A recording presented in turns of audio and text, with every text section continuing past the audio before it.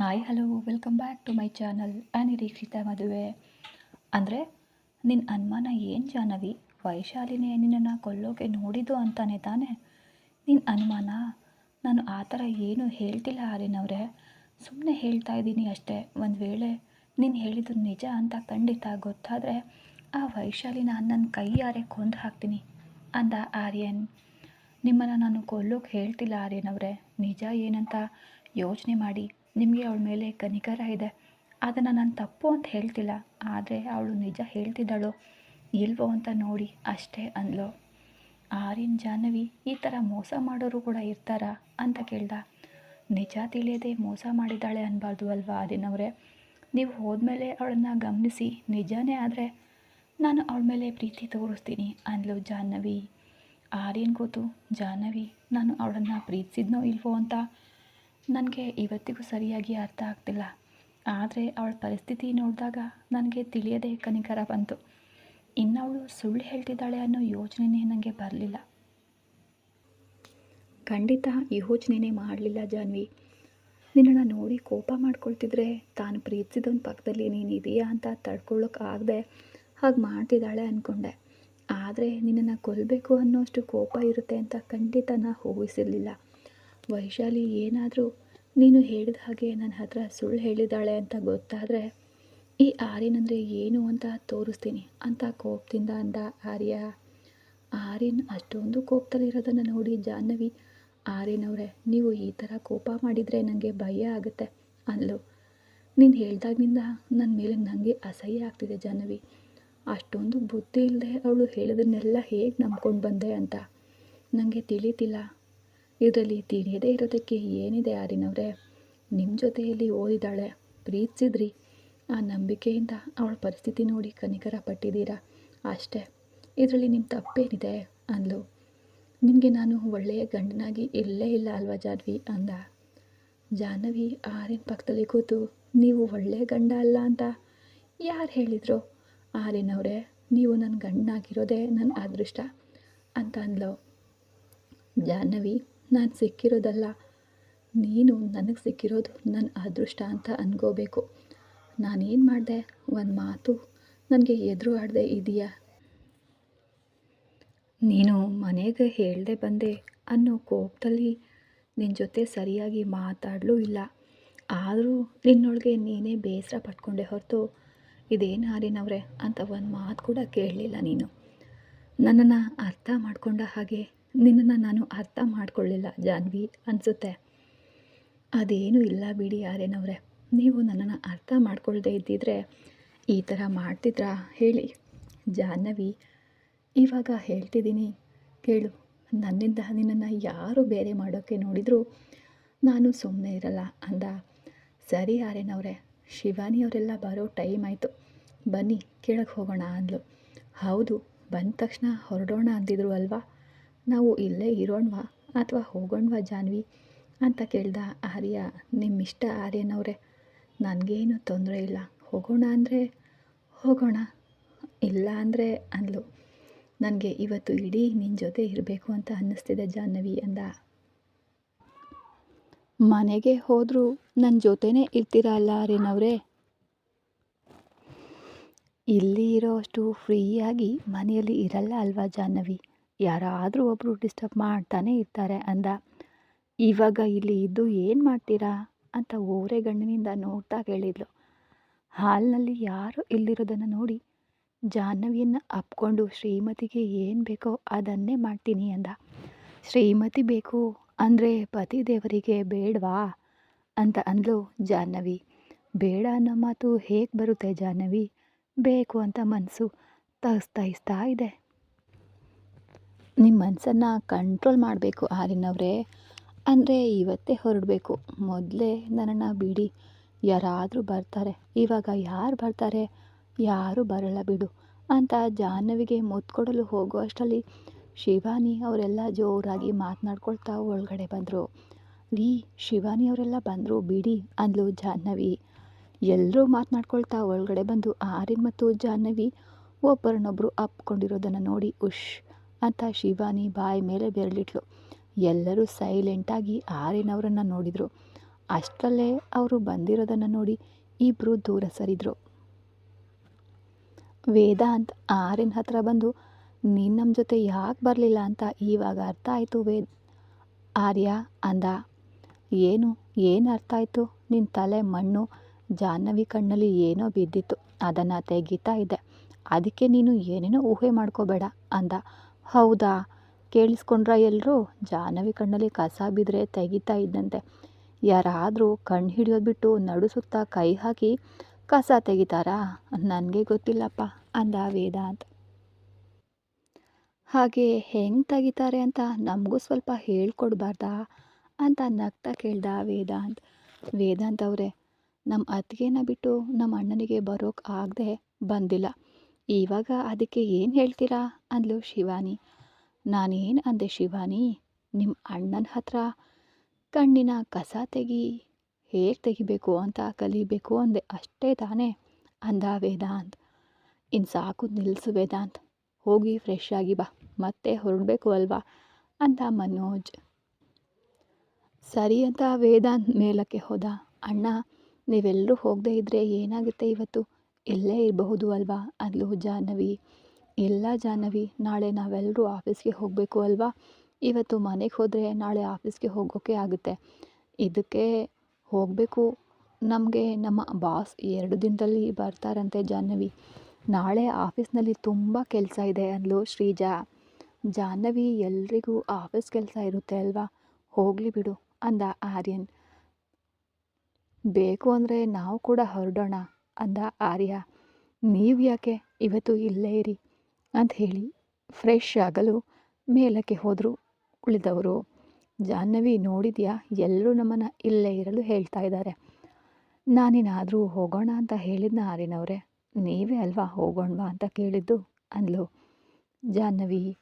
ಸರಿ, ನೀನು ಹೋಗೋಣ ಅನ್ನೋವರೆಗೂ ನಾನು ಇಲ್ಲೇ ಇರ್ತೀನಿ. ನೀನು ಯಾವಾಗ ಹೋಗೋಣ ಅಂತೀಯ ಆವಾಗಲೇ ಹೋಗೋಣ ಅಂದ ಆರ್ಯ. ನಾನು ಇಲ್ಲಿಂದ ಖಂಡಿತ ಹೋಗೋದು ಬೇಡ ಅಂದರೆ ಏನು ಮಾಡ್ತೀರಾ? ಈ ಗೆಸ್ಟ್ ಹೌಸ್ನಲ್ಲೇ ನಮ್ಮ ಸಂಸಾರ ಶುರು ಮಾಡೋಣ ಅಂದ. ನನಗೆ ಈ ಗೆಸ್ಟ್ ಹೌಸ್ ತುಂಬ ಇಷ್ಟ ಆಯಿತು. ಹಾಗೆ ಇಲ್ಲೇ ಇರೋಣ ಆರ್ಯನವರೇ. ನಿನಗೆ ಯಾವುದು ಇಷ್ಟ ಅಂತ ನಂಗೆ ಗೊತ್ತು, ಅದಕ್ಕೆ ತಾನೇ ನಿನ್ನ ಹೆಸರಲ್ಲೇ ಇದನ್ನು ಕೊಂಡ್ಕೊಂಡಿದ್ದು. ಮನೋಜ್ ಅವರೆಲ್ಲ ರೆಡಿಯಾಗಿ ಕೆಳಗಡೆ ಬಂದರು.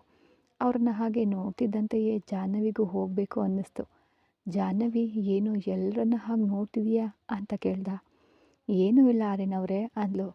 ಸರಿ ಆರ್ಯನ್, ನಾವು ಹೊರಡ್ತೀವಿ, ನೀವು ಜಾಗೃತಿಯಾಗಿ ಇರಿ ಅಂತ ಎಲ್ಲರೂ ಕೂಡ ಹೊರಟರು.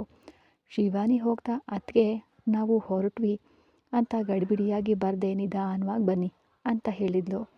ಹಾಗೆ ಆಗಲಿ ಶಿವಾನಿ, ನಮ್ಮ ಅಣ್ಣನಿಗೆ ನಾನೇನು ಗಡಿಬಿಡಿ ಮಾಡಲ್ಲ ಬಿಡು ಅಂತ ನಕ್ಲು. ಎಲ್ಲರೂ ಹೋದ ನಂತರ ಜಾಹ್ನವಿ ರೂಮಿಗೆ ಹೋದ್ಲು. ಜಾಹ್ನವಿ ಹಿಂದೆಯೇ ಆರ್ಯನ್ ಕೂಡ ಹೋದ. ಜಾಹ್ನವಿ ಬಾಲ್ಕನಿಗೆ ಹೋಗಿ ಯೋಚಿಸ್ತಾ ನಿಂತಿದ್ಲು. ಆರ್ಯನ್ ರೂಮಿಗೆ ಬಂದು ಜಾಹ್ನವಿ ಕಾಣಿಸ್ದೇ ಇರೋದಕ್ಕೆ ಬಾಲ್ಕನಿಗೆ ಬಂದ. ಜಾಹ್ನವಿ ಯೋಚಿಸ್ತಿರೋದನ್ನು ನೋಡಿ, ಜಾಹ್ನವಿ ಏನಾಯಿತು, ಇಲ್ಲಿ ನಿಂತಿದ್ದೀಯಾ, ಮಲ್ಗೋಣ ಬಾ ಅಂತ ಕೇಳ್ದ. ನಿದ್ದೆ ಬರ್ತಿಲ್ಲ ಆರ್ಯನವರೇ ಅಂದ್ಲು. ಏನಾಯ್ತು ಜಾಹ್ನವಿ, ಯಾವುದ್ರ ಬಗ್ಗೆ ಇಷ್ಟೊಂದು ಯೋಚನೆ ಮಾಡ್ತಿದೀಯಾ ಅಂತ ಕೇಳ್ದ ಆರ್ಯ. ಅದು ಅತ್ತೆಯವ್ರ ಬಗ್ಗೆ ಅಂತ ಹೇಳಿದ್ಲು. ಚಿಕ್ಕಮ್ಮನ ಬಗ್ಗೆ ಏನು ಯೋಚನೆ ಮಾಡ್ತಿದೀಯಾ ಜಾಹ್ನವಿ ಅಂತ ಕೇಳ್ದ ಆರ್ಯ. ಚಿಕ್ಕಮ್ಮ ಅಲ್ಲ, ಅಮ್ಮನ ಬಗ್ಗೆ ಅಂದ್ಲು. ಅಮ್ಮನ ಬಗ್ಗೆನಾ ಅಂತ ಆಶ್ಚರ್ಯದಿಂದ ಕೇಳ್ದ ಆರ್ಯ. ಹೌದು ಆರ್ಯನವರೇ, ನನಗೆ ಅತ್ತೆಯವರು ಹೇಗಿರ್ತಾರೆ ಅಂತ ಗೊತ್ತಿಲ್ಲ, ಆದರೆ ಈ ಮಧ್ಯೆ ಯಾರೋ ನನ್ನ ಕನಸಿನಲ್ಲಿ ಬಂದು ನನ್ನ ಮಕ್ಕಳನ್ನು ನೀನೇ ಕಾಪಾಡಬೇಕು ಅಮ್ಮ ಅಂತ ಹೇಳ್ತಾ ಇದ್ದಾರೆ. ಅವ್ರು ಯಾರು ಅಂತ ತಿಳಿತಿಲ್ಲ ಆರ್ಯನವರೇ. ನಿನಗೂ ಬರೋ ಕನಸಿಗೂ ನನ್ನ ಅಮ್ಮನಿಗೂ ಏನು ಸಂಬಂಧ ಜಾಹ್ನವಿ ಅಂತ ಕೇಳ್ದ ಆರ್ಯ. ನನಗೆ ಸಂಬಂಧ ಇಲ್ಲದೆ ಇರೋ ವಿಷಯ ಅಂದರೆ ನನಗೆ ಕನಸಾಗಿ ಬರಲ್ಲ ಅಲ್ವಾ ಆರ್ಯ ಅವರೇ. ನಿಮ್ಮ ಮನೆಗೆ ಬಂದಾಗಿನಿಂದ ಬರ್ತಾಯಿತ್ತು, ಆದರೆ ನಾನು ಅದ್ರ ಬಗ್ಗೆ ಅಷ್ಟಾಗಿ ತಲೆಯನ್ನು ಕೆಡಿಸ್ಕೊಳ್ತಾ ಇರಲಿಲ್ಲ. ಆದರೆ ಇವಾಗ ಅದೇ ಕೆಲಸವಾಗಿ ಬರ್ತಿದೆ. ನನಗೆ ಆವಾಗ ಅತ್ತೆಯವರು ನೆನಪಾದರು. ನಿಜವಾಗ್ಲೂ ನಿಮಗೆ ನಿಮ್ಮ ಅಮ್ಮ ನೆನಪಿಲ್ವಾ ಆರ್ಯನವರೇ ಅಂತ ಕೇಳಿದ್ದು ಜಾಹ್ನವಿ. ಅಮ್ಮ ತೀರಿ ಹೋದಾಗ ನನಗೆ ಸುಮಾರು 3 ವರ್ಷ ಇರಬಹುದು. ಶಿವಾನಿಗೆ 1 ವರ್ಷ ಇರಬೇಕು ಅನಿಸುತ್ತೆ. ಹೌದಾ, ಅಷ್ಟು ಚಿಕ್ಕ ವಯಸ್ಸಿನಲ್ಲೇ ತೀರಿ ಹೋದ್ರ ಆರ್ಯನವರೇ? ಹೌದು ಜಾಹ್ನವಿ ಅಂತ ಬೇಸರದಿಂದ ಹೇಳ್ದ. ನಿಜವಾಗ್ಲೂ ಅತ್ತೆಯವರು ಹೇಗೆ ತೀರಿ ಹೋದರು ಅಂತ ನಿಮಗೆ ಗೊತ್ತಾ ಆರ್ಯನ್? ಅಮ್ಮ ತೀರ್ಹೋದ್ಮೇಲೆ ಅಮ್ಮನ ಬಗ್ಗೆ ಯಾರೂ ಏನೂ ಮಾತಾಡಲಿಲ್ಲ. ಒಂದಿನ ಡ್ಯಾಡಿ ಚಿಕ್ಕಮ್ಮನನ್ನು ಕರ್ಕೊಂಡು ಬಂದು ಇವಳು ನಿಮ್ಮನ್ನು ನೋಡ್ಕೊಳ್ಳೋಕ್ಕೆ ಬಂದಿದ್ದಾಳೆ ಅಂತ ಹೇಳಿದರು. ಚಿಕ್ಕಮ್ಮ ಬಂದಮೇಲೆ ನಾವು ನಮ್ಮ ಅಮ್ಮನನ್ನು ನೆನಪಿಸ್ಕೊಂಡು ಬೇಸರ ಪಡ್ತೀವಿ ಅಂತ ಆ ಅಮ್ಮನ ಫೋಟೋಗಳನ್ನೆಲ್ಲ ತೆಗೆಸ್ಬಿಟ್ಲು. ನಮ್ಮನ್ನು ಚೆನ್ನಾಗಿ ನೋಡ್ಕೊಳ್ತಾ ಇದ್ಲು. ಒಂದಿನ ಅವಳಿಗೆ ತಲೆ ಸುತ್ತು ಬಂದು ಬಿದ್ದಾಗ ಡಾಕ್ಟರ್ಸ್ ಬಂದು ನೋಡಿ ಚಿಕ್ಕಮ್ಮ ತಾಯಿ ಆಗಲಿದ್ದಾಳೆ ಅಂತ ಹೇಳಿದರು. ಚಿಕ್ಕಮ್ಮ ಡ್ಯಾಡಿ ಹತ್ರ ನನಗೆ 2 ಮಕ್ಕಳಿದ್ದಾರೆ ಅಲ್ವಾ, ನನಗೆ ಇನ್ನೂ ಮಕ್ಕಳು ಬೇಡ ಅಂತ ಹಾಸ್ಪಿಟಲ್ಗೆ ಹೋದಳು. ನಮಗೆ ಸ್ವಲ್ಪ ಹುಷಾರಿಲ್ಲ ಅಂದರೂ ಅವಳಿಗೆ ಬಂದ ಹಾಗೆ ಒದ್ದಾಡ್ಬಿಡ್ತಿದ್ಲು ಚಿಕ್ಕಮ್ಮ. ನಮಗೆ ಗುಣ ಆಗೋವರೆಗೂ ಗುಡಿಯಲ್ಲಿ ಹರಕೆ ಹೊತ್ಕೊಳ್ಳೋದು ಎಲ್ಲವನ್ನ ಮಾಡ್ತಾಯಿದ್ಲು. ಎಲ್ಲವನ್ನ ಚೆನ್ನಾಗೇ ಮಾಡ್ತಿದ್ಲು. ಆದರೆ ನಮ್ಮ ಹತ್ರ ಅಮ್ಮ ಅಂತ ಕರೆಸ್ಕೊಳ್ತಿರ್ಲಿಲ್ಲ. ನಮ್ಮನ್ನು ಹತ್ತಿರಕ್ಕೆ ಕರೆದು ಮುದ್ದಿಸ್ತಾ ಇರಲಿಲ್ಲ ಅಂತ ಹೇಳ್ದ ಆರ್ಯ. ಆರ್ಯನ್ ಹೇಳಿದ್ದನ್ನೆಲ್ಲ ಕೇಳಿ ಇಂದ್ರಾಣಿ ಮೇಲೆ ಅನುಮಾನ ಬಂತು. ಆರ್ಯನ್ ಹೇಳಿದ್ದನ್ನೆಲ್ಲ ಕೇಳಿ ಶರ್ಮಿಳಾ ಮೇಲೆ ಅನುಮಾನ ಬಂತು ಜಾಹ್ನವಿಗೆ. ನಿಜವಾಗಿಯೂ ಅಷ್ಟೊಂದು ಪ್ರೀತಿ ಇದ್ದರೆ ಅಮ್ಮ ಅಂತ ಯಾಕೆ ಕರೆಸ್ಕೊಳ್ತಿರ್ಲಿಲ್ಲ? ಹಾಗೆ ಮಾಡಿಲ್ಲ ಅಂದರೆ ಇದರಲ್ಲಿ ಏನೋ ವಿಷಯ ಇದೆ, ಅದೇನು ಅಂತ ತಿಳ್ಕೋಬೇಕು ಅಂತ ಯೋಚಿಸಿದ್ಲು. ಜಾಹ್ನವಿ ನಿದ್ದೆಯಲ್ಲಿ ಏನೇನೋ ಕನಸುಗಳು ಬರ್ತಾ ಇರ್ತವೆ, ಅದನ್ನೆಲ್ಲ ತಲೆಗೆ ಹಚ್ಕೊಳ್ಬಾರ್ದು. ನೀನು ಅದ್ರ ಬಗ್ಗೆ ಜಾಸ್ತಿ ಯೋಚನೆ ಮಾಡಬೇಡ ಅಂದ ಆರ್ಯ. ಯೋಚನೆ ಮಾಡಲ್ಲ. ಆದರೆ ಆರ್ಯನವರೇ, ನಿಮಗೆ ನಿಮ್ಮ ಅಮ್ಮನನ್ನು ನೋಡಬೇಕು ಅಂತ ಯಾವತ್ತೂ ಅನ್ನಿಸ್ಲಿಲ್ವಾ ಅಂತ ಕೇಳಿದ್ಲು. ನೋಡಬೇಕು ಅನಿಸಿದ ತಕ್ಷಣ ತೀರ್ಹೋದ ಅಮ್ಮ ವಾಪಸ್ ಬರ್ತಾಳ ಜಾಹ್ನವಿ ಅಂತ ಕೇಳ್ದ ಆರ್ಯ. ನಾನು ಹೇಳ್ತಾ ಇರೋದು ಅದಲ್ಲ ಆರ್ಯನವರೇ, ಫೋಟೋ ನೋಡಬೇಕು ಅಂತ ಅನ್ಸಲ್ವಾ? ಚಿಕ್ಕಮ್ಮ ಆ ಫೋಟೋಗಳನ್ನೆಲ್ಲ ತೆಗೆಸಿ ಔಟ್ ಹೌಸ್ನಲ್ಲಿ ಇಟ್ಟಿದ್ದಾಳೆ. ಯಾರನ್ನು ಕೂಡ ಅಲ್ಲಿಗೆ ಹೋಗಲು ಬಿಡ್ತಾ ಇರಲಿಲ್ಲ. ನಾವು ಕೂಡ ಆ ವಿಷಯವನ್ನು ಮರೆತೇ ಬಿಟ್ವು. ನೀವು ನಿಮ್ಮ ಬಿಸ್ನೆಸ್ ಲೈಫ್ನಲ್ಲಿ ಬಿದ್ದು ಆ ವಿಷಯ ಮರೆತುಬಿಟ್ಟಿದ್ದೀರಾ. ಆದರೆ ತೀರ್ಹೋದ ನಿಮ್ಮ ಅಮ್ಮ ನಿಮ್ಮ ಬಗ್ಗೆ ಬೇಸರ ಪಡ್ತಾ ಇಲ್ಲೇ ಓಡಾಡ್ತಿರಬಹುದೇನೋ ಆರ್ಯನವರೇ. ತೀರ್ಹೋದ ಅಮ್ಮ ಇಲ್ಲಿ ಯಾಕೆ ಓಡಾಡ್ತಾರೆ ಜಾಹ್ನವಿ? ನಿಮ್ಮ ಮೇಲಿರೋ ಪ್ರೀತಿಯಿಂದ ಹೋಗೋಕೆ ಆಗದೆ ಇಲ್ಲೇ ಇದ್ದಾರೇನೋ ಅಲ್ವಾ ಅಂದ್ಲು. ನೀನು ಹೇಳೋ ಪ್ರಕಾರ ಅಮ್ಮ ಇಲ್ಲೇ ಇದ್ದಿದ್ರೆ ನಮಗೆ ಕಾಣಿಸ್ತಿದ್ಲು ಅಲ್ವಾ ಜಾಹ್ನವಿ? ನಿಮ್ಮ ಎದುರಿಗೆ ಬಂದರೂ ನೀವು ಗುರ್ತು ಹಿಡಿಲಿಲ್ವೋ ಏನೋ ರೀ? ಜಾಹ್ನವಿ, ನೀನು ಹೇಳೋದನ್ನು ನನಗೆ ನಂಬೋಕೆ ಆಗ್ತಿಲ್ಲ. ಎಂದೋ ತೀರ್ಹೋದ ಅಮ್ಮನ ಆತ್ಮ ಇರೋದೇನೋ ಅಂತ ಕೇಳ್ದ. ಒಂದೊಂದು ಸಲ ನಮ್ಮ ಸುತ್ತಮುತ್ತ ಏನು ನಡೆಯುತ್ತೆ ಅಂತ ಹೇಳೋಕ್ಕಾಗಲ್ಲ ಆರ್ಯನವರೇ. ನನಗೆ ಅತ್ತೆಯವರನ್ನು ಒಂದು ಬಾರಿ ನೋಡಬೇಕು ಅಂತ ಅನಿಸ್ತಿದೆ. ಆರ್ಯನವರೇ, ಮನೆಗೆ ಹೋದ್ಮೇಲೆ ಚಿಕ್ಕಮ್ಮನ ಹತ್ರ ಇರೋ ಬೀಗದ ಕೈ ತಗೊಂಡು ಔಟ್ ಹೌಸ್ಗೆ ಹೋಗೋಣ, ನಿನಗೆ ಅಲ್ಲಿ ಅಮ್ಮನ ಫೋಟೋ ತೋರಿಸ್ತೀನಿ ಅಂದ. ಶಿವಾನಿಗೂ ಅಮ್ಮನನ್ನು ನೋಡಬೇಕು ಅನ್ನೋ ಆಸೆ ಇರುತ್ತೆ ಅಲ್ವಾ? ಅದಕ್ಕೆ ನಾವು ಫೋಟೋಗಳನ್ನು ತಂದು ಮನೆಯಲ್ಲಿ ಇದುವರೆಗೂ ಎಲ್ಲಿದ್ವೋ ಅಲ್ಲೇ ಇಡೋಣ ಅಂದ್ಲು. ಹಾಗೆ ಆಗಲಿ ಜಾಹ್ನವಿ, ನಿನ್ನ ಇಷ್ಟವನ್ನು ನಾನು ಯಾಕೆ ಬೇಡ ಅಂತೀನಿ. ಹಾಗೆ ಇಡೋಣ. ನನ್ನ ಅಮ್ಮನನ್ನು ನೋಡಬೇಕು ಅಂತ ನನಗೂ ಆಸೆ ಇದೆ ಜಾಹ್ನವಿ. ಆದರೆ ಚಿಕ್ಕಮ್ಮನಿಗೆ ಹೇಳಿದರೆ ಅವಳು ಏನು ಅನ್ಕೋತಾಳೋ ಅಂತ ಮನಸ್ಸಿನಲ್ಲೇ ಆ ಆಸೆಯನ್ನು ಕೊಂದ್ಕೊಂಡಿದ್ದೆ. ನೀವು ನಿಮ್ಮ ಅಮ್ಮನನ್ನು ನೋಡಬೇಕು ಅಂದ್ಕೊಳ್ಳೋದ್ರಲ್ಲಿ ತಪ್ಪೇನಿಲ್ಲ ಅಲ್ವಾ ಆರ್ಯನವರೇ? ನನಗೆ ಚಿಕ್ಕಂದಿನಿಂದಲೂ ಚಿಕ್ಕಮ್ಮನ ಮಾತಿಗೆ ಎದುರು ಆಡೋ ಅಭ್ಯಾಸ ಇಲ್ಲ ಜಾಹ್ನವಿ. ಅದಕ್ಕೆ ಅವಳು ಏನೇ ಹೇಳಿದರೂ ಸರಿ ಅಂತೀನಿ.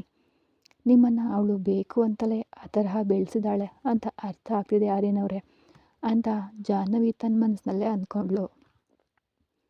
ಸರಿ, ಈಗಾಗಲೇ ಲೇಟ್ ಆಗಿದೆ, ಮಲ್ಗೋಣ ಬಾ ಅಂದ ಆರ್ಯ. ನನಗೆ ನಿದ್ದೆ ಬರ್ತಿಲ್ಲ, ನೀವು ಹೋಗಿ ಮಲಗಿ. ಇಲ್ಲಿ ನಿಂತು ಇನ್ನೂ ಏನು ಯೋಚನೆ ಮಾಡ್ತೀಯ ಜಾಹ್ನವಿ, ಬಾ ಹೋಗೋಣ ಅಂದ ಆರ್ಯ. ನನ್ನ ಕನಸಿಗೂ ನಿಮಗೆ ಚಿಕ್ಕಮ್ಮ ಚಿಕ್ಕ ವಯಸ್ಸಿನಲ್ಲಿ ನಡೆದಿದ್ದಕ್ಕೂ ಏನೋ ಸಂಬಂಧ ಇದೆ ಅನ್ನಿಸ್ತಿದೆ. ಜಾಹ್ನವಿ, ನೀನು ಇನ್ನೂ ಆ ವಿಷಯಗಳನ್ನು ಮರೆತುಬಿಡ್ತೀಯಾ ಇಲ್ವಾ ಅಂತ ಜಾಹ್ನವಿನ ಎತ್ಕೊಂಡು ರೂಮ್ಗೆ ಕರೆತಂದು ಬೆಡ್ ಮೇಲೆ ಮಲಗಿಸಿ ಕಣ್ಣು ಮುಚ್ಕೊಂಡು ಮಲಗು ಅಂದ. ನನ್ನನ್ನು ಮಲ್ಗೋಕೆ ಹೇಳಿ ನೀವೆಲ್ಲಿಗೆ ಹೋಗ್ತಿದ್ದೀರಾ ಅಂತ ಕೇಳಿದ್ಲು. ನಾನು ಎಲ್ಲೂ ಹೋಗ್ತಿಲ್ಲ ಜಾಹ್ನವಿ. ಶಿವಾನಿ ತಲುಪಿದ್ಲೋ ಇಲ್ವೋ ಅಂತ ಕಾಲ್ ಮಾಡೋಕ್ಕೆ ಅಂತ ಟೀಪಾಯ್ ಮೇಲಿದ್ದ ಫೋನ್ ತಗೊಂಡು ಶಿವಾನಿಗೆ ಕಾಲ್ ಮಾಡ್ದ. ಶಿವಾನಿ ಫೋನ್ ರಿಸೀವ್ ಮಾಡಿ, ಅಣ್ಣ ಈಗಷ್ಟೇ ಮನೆಗೆ ಬಂದೆ ಅಂತ ಹೇಳಿದ್ಲು. ಸರಿ ಶಿವಾನಿ, ನಾವು ನಾಳೆ ಈವ್ನಿಂಗ್ ಬರ್ತೀವಿ, ಗಡಿಬಿಡಿ ಏನೂ ಇಲ್ಲ ಅಣ್ಣ, ನಿಧಾನವಾಗಿ ಬನ್ನಿ ಅಂದ್ಲು ಶಿವಾನಿ. ನೀವು ಇಲ್ಲದೆ ನಿಮ್ಮ ಅತ್ತಿಗೆ ಇಲ್ಲಿ ಇರ್ತಾಳಾ? ಯಾವಾಗ ಮನೆಗೆ ಹೋಗೋಣ ಅಂತ ಕಾಯ್ತಾ ಇದ್ದಾಳೆ ಅಂತ ನಗ್ತಾ ಹೇಳ್ದ ಆರ್ಯ. ಅಣ್ಣ, ಅತ್ತಿಗೆಗೆ ತನ್ನ ಹತ್ರವೇ ಇರಬೇಕು ಅನ್ನೋ ಆಸೆ ಅಣ್ಣ. ಅದಕ್ಕೆ ತರಹದವರು ಎಲ್ಲೂ ಇರಲ್ಲ, ತುಂಬ ಅಮಾಯಕಿ ಅವಳು. ಸರಿ ಶಿವಾನಿ, ಇಡ್ತೀನಿ ಅಂತ ಫೋನ್ ಇಟ್ಟ. ಈತ ವೈಶಾಲಿ ಬಾಲನ ಜೊತೆ ಮಾತನಾಡ್ದಾಗಿಂದ ಸಂತೋಷವಾಗಿ ಇದ್ದಾಳೆ. ಜ್ಯೋತಿ ಜೊತೆಯೂ ಮಾಮೂಲಿಯಾಗಿ ಮಾತನಾಡ್ತಿದ್ದಾಳೆ. ಜ್ಯೋತಿ ವೈಶಾಲಿಯನ್ನು ನೋಡ್ತಾ, ವೈಶಾಲಿ, ನಿನ್ನಲ್ಲಿ ತುಂಬ ಬದಲಾವಣೆ ಬಂದಿದೆಯಲ್ಲ ಅಂದ್ಲು. ನನ್ನಲ್ಲಿ ಏನು ಬದಲಾವಣೆ ಬಂದಿದೆ ಜ್ಯೋತಿ, ಹೇಳು ನೋಡೋಣ ಅಂದ್ಲು.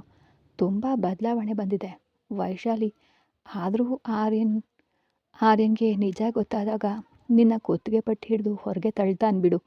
ಅಲ್ಲಿವರೆಗೂ ನಿನಗೆ ಇಷ್ಟ ಬಂದ ಹಾಗೆ ಇರು ಅಂದ್ಲು ಜ್ಯೋತಿ. ಈ ಕತೆ ಮುಂದುವರಿಯೋದು. ಮತ್ತೆ ಸಿಗೋಣ ಮುಂದಿನ ಸಂಚಿಕೆಯಲ್ಲಿ. ಧನ್ಯವಾದಗಳು.